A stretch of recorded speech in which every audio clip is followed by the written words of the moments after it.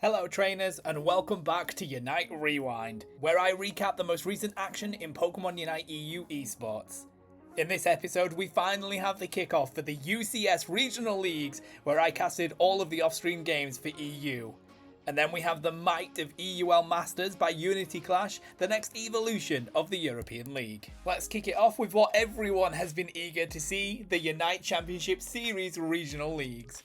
You can catch the off-stream games for EU on INGAGE's new Unite stream handle, Play Unite Pro, with the VODs uploaded to my YouTube the week after in a handy playlist. Miss this week's games? Go watch them. After the off-stream games, we get to see free games for each region on the official broadcasts. To watch NA, go check out Steel Agent Kyle, and to watch LATAM, go check out Pem Alex. So let's finally crack on. First game of the entire series, we saw Volticons, the new Guerrilla Tactics org, taking on Avalanche. Coming into this game, Avalanche was seen as underdogs, and whilst we did see some great moments from Oni's, Pormo and Quento's tank play, Volticons had control of the majority of this set. They controlled all areas of the map in Game 1 and came into the final objective with over a 300 point lead. Regieleki has to be defended by Avalanche at the 215 mark, and Volticons take this to get a wipe and win the game. We kick off Game 2 and Avalanche are on comfortable picks. Oni brings Leafeon out for some great early pressure and capitalizes on it well.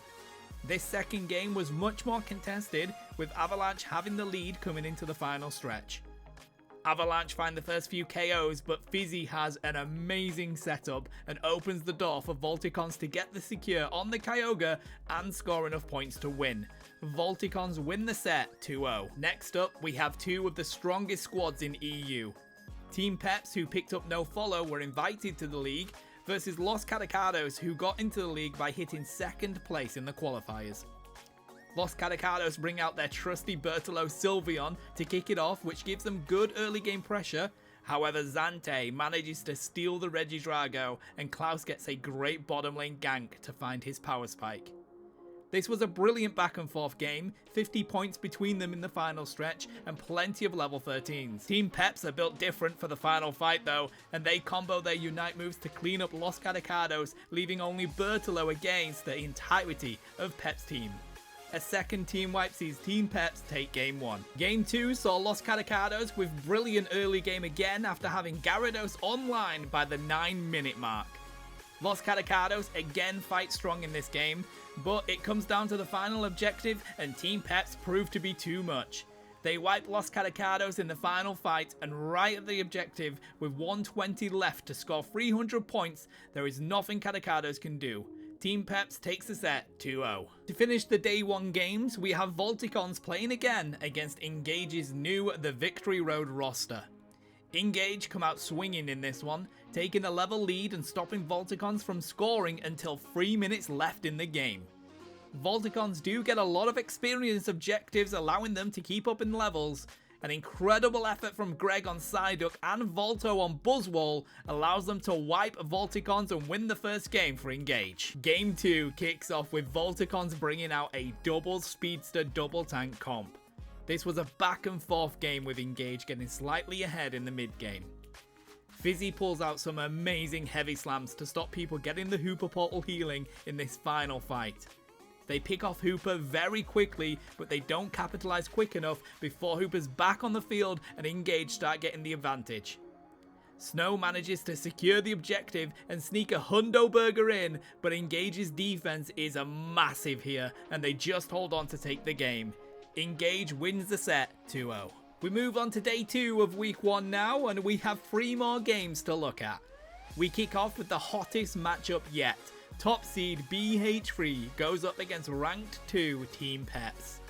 Both teams have won their first sets, and BH3 go aggressive and attempt to invade into Team Peps's, but it doesn't quite work out as Peps respond with their own invade, and it's an even early game.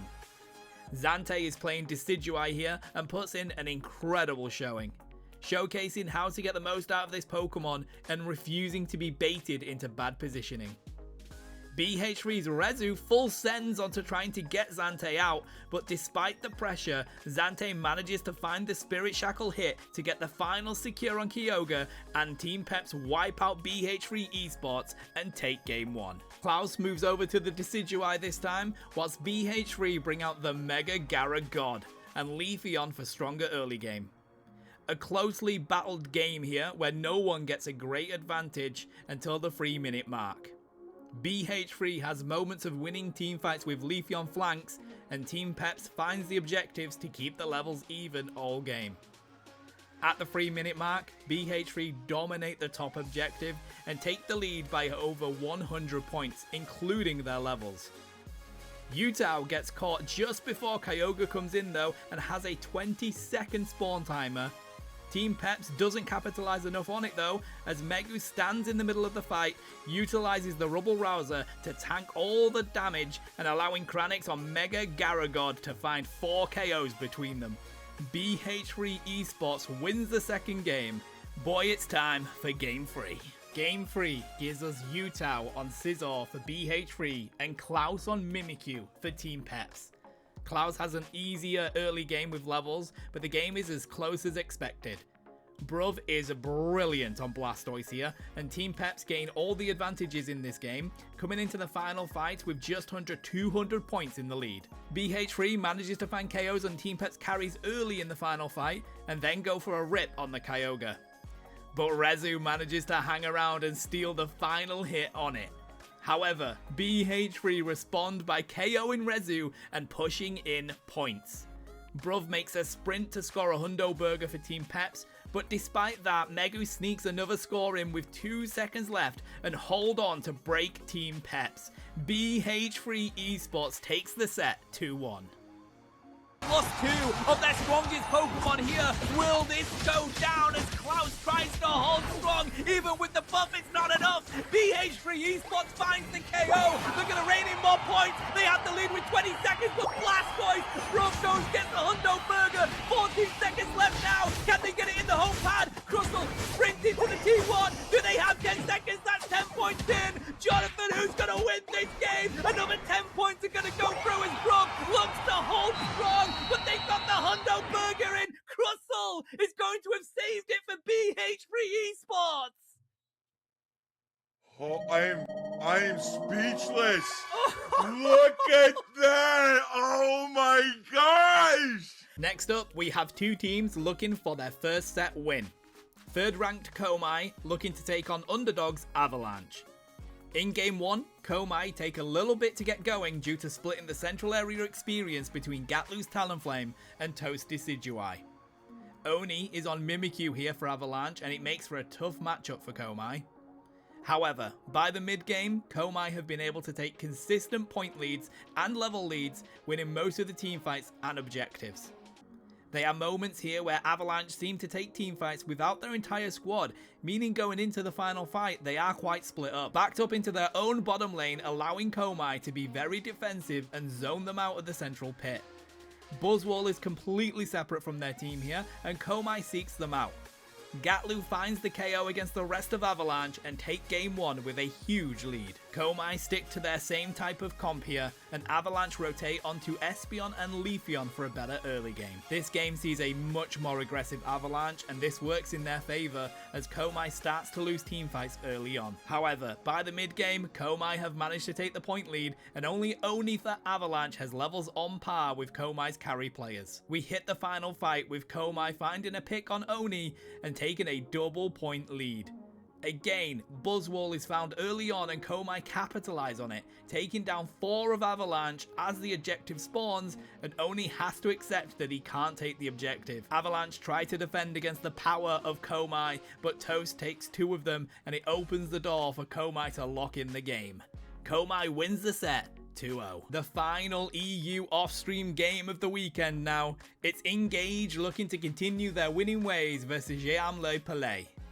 A very close game in this one. EUL Poulet managed to lock in both objectives and take over a 200-point lead off the back of it. INGAGE struggle to find any of the in-game objectives here, but they do find huge amounts of experience by ambushing EUL Poulet after the 4-minute mark.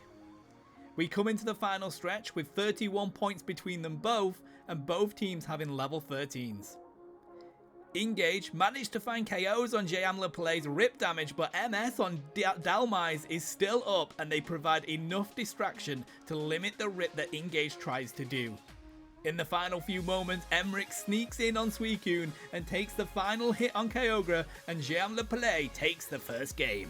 Game 2 sees Hiyori on their tried and tested Mimikyu, and they steal the Dalmais from Poulet, who have Traffy back on the central area Greninja they're known for. Strong freeze lane from Poulet in the top side with Mamo and Suicune.